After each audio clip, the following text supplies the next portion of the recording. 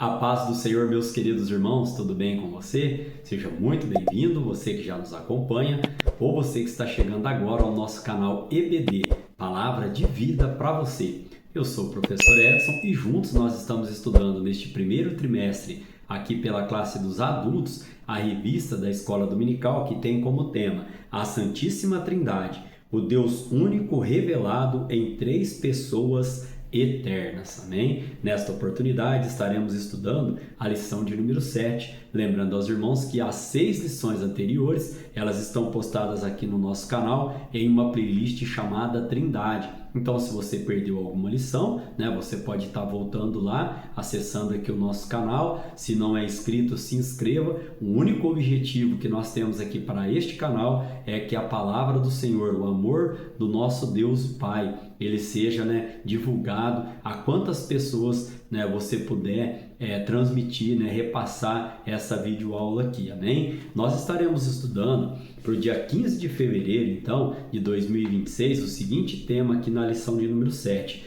a obra do Filho. Nós temos como texto áureo para a lição de hoje, Filipenses, capítulo de número 2, no versículo de número 9, que diz assim: pelo que também Deus o exaltou soberanamente e lhe deu um nome que é sobre todo o nome, amém? Nós temos como verdade prática para a nossa lição de hoje a humilhação voluntária de Cristo, sua obra redentora e sua exaltação gloriosa revelam que somente Ele é digno de toda adoração e obediência. Na lição de hoje nós estaremos estudando o conceito sobre essa obra redentora do nosso Senhor e Salvador Jesus Cristo, que resumidamente é a morte dele na cruz do Calvário, sua ressurreição e sua ascensão ao trono, ao céu, amém? Estaremos estudando essa temática na lição de hoje, que tem como leitura bíblica em classe Filipenses capítulo 2, do versículo 5 ao 11 e Hebreus do capítulo 9, versículos 24 ao versículo de número 28. Diz assim Filipenses capítulo 2, no verso de número 5. De sorte que haja em vós o mesmo sentimento que houve também em Cristo Jesus, que, sendo em forma de Deus, não teve por usurpação ser igual a Deus. O verso 7 ele vem dizendo: mas aniquilou-se a si mesmo, tomando a forma de servo, fazendo-se semelhante aos homens, e, achado na forma de homem, humilhou-se a si mesmo, sendo obediente até a morte de cruz. Este foi o versículo 8. O versículo de número 9 e o 10, ele diz assim, pelo que também Deus o exaltou soberanamente e lhe deu um nome que é sobre todo nome, para que ao nome de Jesus se dobre todo o joelho dos que estão no céu e na terra e debaixo da terra. O verso de número 11 diz: e toda língua confesse que Jesus Cristo é o Senhor, para a glória de Deus Pai. A carta aos Hebreus, no capítulo de número 9, no verso 24, diz assim, porque Cristo não entrou num santuário feito por mãos, figura do verdadeiro, porém no mesmo céu, para agora comparecer por nós perante a face de Deus. O verso 25 diz, nem também para si mesmo se oferecer muitas vezes como sumo sacerdote, cada ano entra no santuário com sangue alheio. O verso 26 diz, doutra maneira, necessário lhe fora padecer muitas vezes desde a fundação do mundo, mas agora, na consumação dos séculos, uma vez se manifestou para aniquilar o pecado pelo sacrifício de si mesmo. Hein? O verso de número 27 diz assim, e como aos homens está ordenado morrerem uma vez, vindo depois disso o juízo, o verso 28 vem nos trazendo, assim também Cristo, oferecendo-se uma vez para tirar os pecados de muitos, aparecerá segunda vez, sem pecado, aos que esperam para a salvação. Você pode glorificar a Deus por esta palavra? Na lição de hoje nós estaremos estudando aqui, quando Jesus Cristo ele abriu mão da sua glória para se tornar servo entre nós, e a carta aos Hebreus, nós vamos fazer aqui um comparativo, se é que existe esse comparativo, do sacrifício que era feito no Antigo Testamento e do sacrifício vicário do nosso Senhor e Salvador Jesus Cristo, que foi uma única vez, né, insubstituível. Nós temos 3 objetivos para estarmos alcançando na aula de hoje. Explicar a humilhação voluntária de Cristo e sua obediência até a cruz, este é o primeiro. O segundo, mostrar que a obra redentora do Filho é única, suficiente e vicária. E o terceiro objetivo, ressaltar a exaltação gloriosa de Cristo e sua soberania universal. Amém? Nós temos como motivação para a nossa aula de hoje que a salvação não vem de nossos méritos, mas da obediência perfeita do Filho.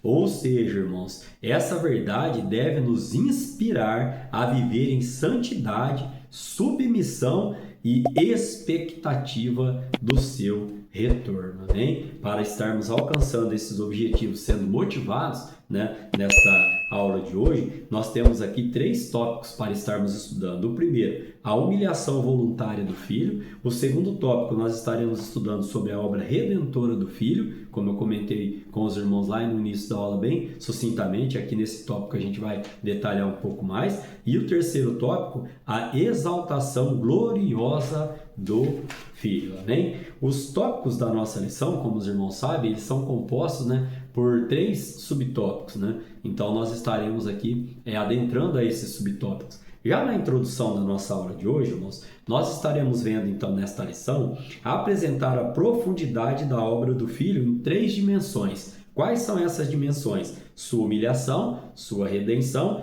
e a sua exaltação, tomando, né, como base que Jesus Cristo é o Filho eterno de Deus, que assumiu a forma humana, viveu uma vida sem pecado, morreu em nosso lugar e ressuscitou vitoriosamente. Hein? Então, no primeiro subtópico do tópico de número 1, nós estaremos vendo a submissão de Cristo. Paulo exorta a igreja de Filipos à unidade e à humildade, como nós vemos lá em Filipenses, né, capítulo 2, ali você vai ter essa referência do verso 1 até o verso de número 4. Ainda podemos trazer neste primeiro subtópico que desta forma os crentes devem assumir o mesmo modo de pensar e viver que foi demonstrado por Cristo. Olha só, refere-se a uma consciência moldada pela humildade, amor e obediência. João, capítulo de número 13, no verso de número 15, vem nos dizendo: porque eu vos dei o exemplo, para que como eu vos fiz, façais vós também. Jesus Cristo aqui nos orientando pela palavra. E ainda, podemos trazer aqui que significa imitar, né, a mente de Cristo, significa renunciar ao egoísmo, buscar sempre fazer o bem ao próximo e também viver para a glória de Deus. E como cristãos, somos chamados não apenas a crer em Cristo, mas a pensar e agir como Ele. Mateus capítulo de número 11, no verso 29, vem dizendo assim, ó: tomai sobre vós o meu jugo e aprendei de mim, que sou manso e humilde de coração, e encontrareis descanso para as vossas almas. Então, ó, frisando aqui, nós somos chamados para viver com a mente de Cristo e a pensar e a agir como Cristo. É muito simples entender. Cristo olharia o que eu estou olhando? Cristo falaria o que eu estou falando? Cristo veria o que eu estou vendo? Cristo andaria pelos lugares que eu estou andando? Aqui só uma reflexão trazendo aqui aos irmãos. Subtópico de número 2 vai falar sobre o esvaziamento de sua glória. Aqui, ó, o apóstolo recorda que Jesus, sendo em forma de Deus, não teve por usurpação ser igual a Deus. Lemos lá em Filipenses capítulo 2, no versículo de número 6. Ó. Jesus, ele sendo, né, igualmente Deus e compartilhando da mesma natureza do Pai. João capítulo 1, no versículo de número 1, vem dizendo assim, ó: no princípio era o Verbo, e o Verbo estava com Deus, e o Verbo era Deus. Amém? Aqui ainda podemos trazer, ó, que Jesus preferiu privar-se de seus direitos, não da sua divindade. Nós estaremos adentrando aqui neste conceito também, ó. Não significa, quando ele se fez servo, que ele perdeu a sua divindade. Não, nós já estudamos que Jesus Cristo, ele passou a ter a 100% a natureza humana e 100% a natureza divina. E ele renunciou à sua glória, que ele possuía na eternidade com o Pai. João capítulo 17, no verso 5, vai nos dar um norte para esse contexto aqui, ó. E agora glorifica-me tu, ó Pai, junto de ti mesmo, com aquela glória que tinha contigo antes que o mundo existisse. Então ele abriu mão da sua glória ali para se tornar, renunciou à sua glória para se tornar humano, servo, mas não da sua divindade. O terceiro subtópico, obediência sacrificial até a cruz. Aqui, ó, ele desceu à condição mais humilde e morreu como servo. Aos Coríntios, capítulo de número 8, verso 9, 2 Coríntios, capítulo de número 8, verso 9, Paulo vem nos dizendo: porque já sabeis a graça de nosso Senhor Jesus Cristo, que, sendo rico, por amor de vós se fez pobre, para que pela sua pobreza enriquecesseis. Amém? Então aqui Paulo vem nos orientando também neste conceito. E ainda podemos trazer agora que a obra redentora do Filho está fundamentada na obediência completa dele, ou seja, de Cristo ao Pai. João capítulo 6, verso 38 vem dizendo: porque eu desci do céu não para fazer a minha vontade, mas a vontade daquele que me enviou. Você pode glorificar a Deus por essa palavra? Então tem que ficar bem claro na nossa mente, irmãos, que a nossa salvação ela é resultado dessa obediência de Jesus Cristo e não de nossos méritos. E assim como Cristo, devemos obedecer também à vontade do nosso Pai. Amém? Nós temos como resumo, sinopse para este tópico de número 1, onde nós aprendemos sobre a humilhação voluntária do Filho. Diz assim o resumo: a humilhação do Filho revela sua submissão, esvaziamento e obediência até a cruz. Amém? Caminhando para o tópico de número 2, nós estaremos estudando a obra redentora do Filho. Primeiro subtópico, a ineficácia do sacrifício levítico. Era repetido, nós vamos estar estudando esse conceito agora. Esse sacrifício era repetido anualmente, porque não era suficiente para remover o pecado. Aos Hebreus capítulo 9, verso 25, a palavra do Senhor vem dizendo: nem também para si mesmo se oferecer muitas vezes, como sumo sacerdote, cada ano entra no santuário com sangue alheio, conforme nós vemos lá na nossa leitura bíblica em classe. E ainda complementando esse conceito, ó, por ser imperfeito, o sacerdócio levítico foi substituído por um superior, o sacerdócio de Cristo. Ainda aos Hebreus, no capítulo 7, versículo 23 e 24, diz assim, ó: e na verdade, aqueles foram feitos sacrifícios em grande número, porque pela morte foram impedidos de permanecer. Mas este, porque permanece eternamente, tem um sacerdócio perpétuo. Amém? Aqui então, irmãos, nós temos que entender que quando Jesus Cristo ele morreu na cruz do Calvário, ele ressuscitou e ele ascendeu ao céu ali, se assentou ao lado do trono. Nós também estaremos vendo isso aqui, ó. Cristo entrou no céu e ele intercede diante do Pai por nós, e essa entrada única de Cristo no santuário com o seu próprio sangue nos assegura essa eterna redenção. O sacrifício foi feito uma única vez e ele é insubstituível. Amém? Ó, segundo subtópico, o sacrifício único e suficiente. Puxando aqui um gancho do que eu havia falado. Ó. Aqui, ó, a morte de Jesus foi definitiva, completa e eficaz. Assim como também Cristo oferecendo-se uma única vez para tirar os pecados de muitos. Nós vemos lá em Hebreus capítulo 9, no versículo de número 28. Aqui também podemos ver que Cristo, ao morrer, rasgou o véu que separava o homem da presença de Deus. Mateus capítulo 27, verso 51 diz assim, ó: e eis que o véu do templo se rasgou em dois, de alto a baixo, e tremeu a terra, e fenderam-se as pedras. Então, neste conceito aqui, voltamos a falar da nossa salvação.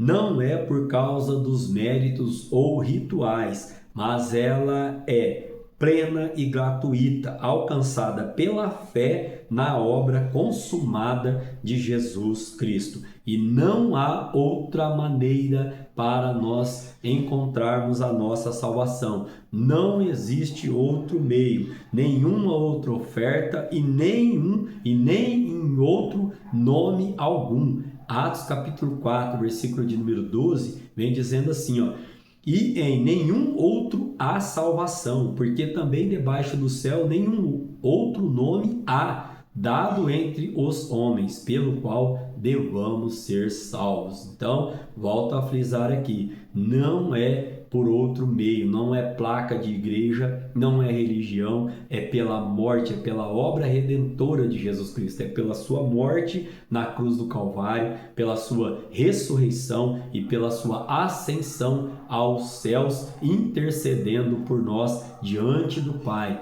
O sacrifício de Jesus Cristo nos garantiu o passaporte para podermos estar em glória quando ele retornar para buscar a sua igreja. Amém? O subtópico de número 3 vai falar sobre a substituição vicária. Aqui nós estaremos vendo alguns conceitos também. O pecado não pode ser ignorado e precisa ser punido. Em virtude disso, Deus não poupou seu próprio Filho, mas o entregou para morrer em nosso lugar. João capítulo 3, verso 16, o texto áureo da Bíblia, assim nós consideramos, ele vem trazendo, porque Deus amou o mundo de tal maneira que deu seu Filho unigênito para que todo aquele que nele crê não pereça, mas tenha a vida eterna. E ainda Paulo, aos Romanos, capítulo 8, versículo 32, ele diz assim, aquele que nem mesmo seu próprio Filho poupou, antes o entregou por todos nós, como nos não dará também com ele todas as coisas?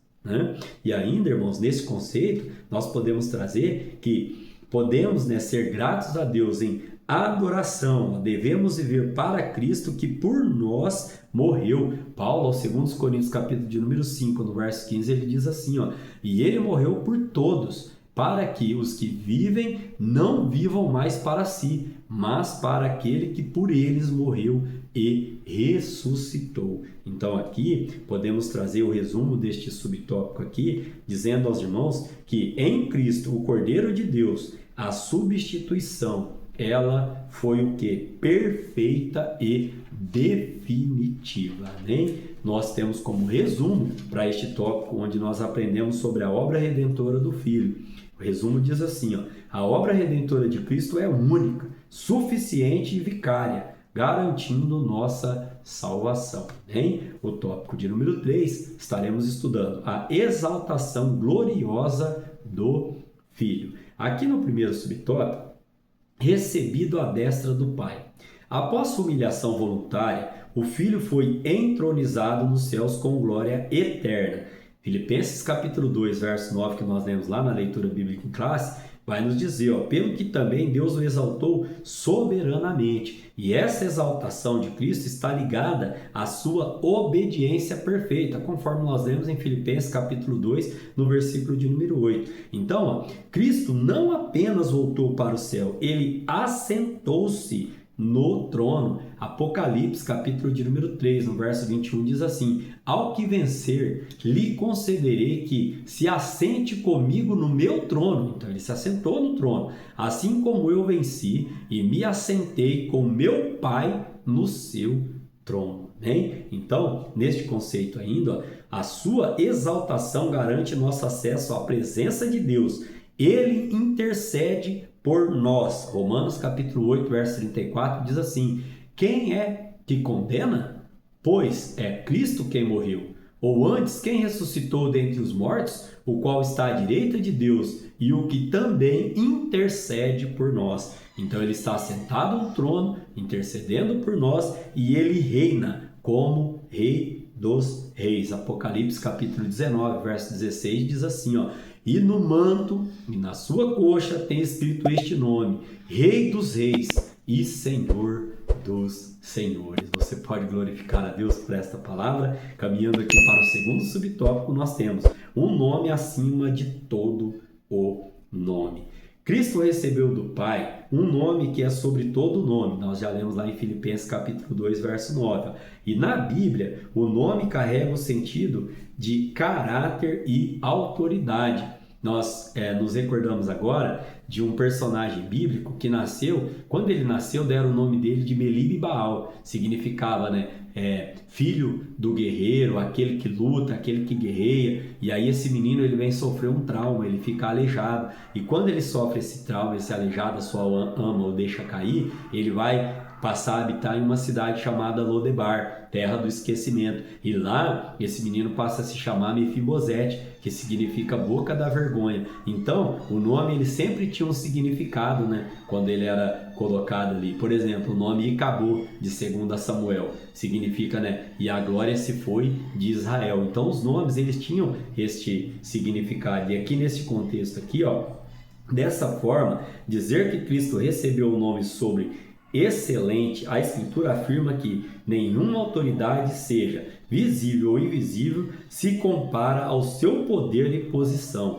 Cristo foi exaltado acima de toda a eminência do bem e do mal e de todo título que se possa conferir, nessa era e também no porvir. Então, o Senhor delegou esse nome para a sua igreja, para que a igreja possa estar usando o nome do Senhor Jesus, não em vão, até pecado, não direis o nome do teu Deus em vão, mas Deus, ele através do seu Filho Jesus Cristo, ele deu esse nome para que a igreja possa o quê? Curar, libertar, pregar e vencer as forças do mal. Marcos capítulo de número 16, verso 17 e 18, nos confirma isso. E estes sinais seguirão aos que crerem.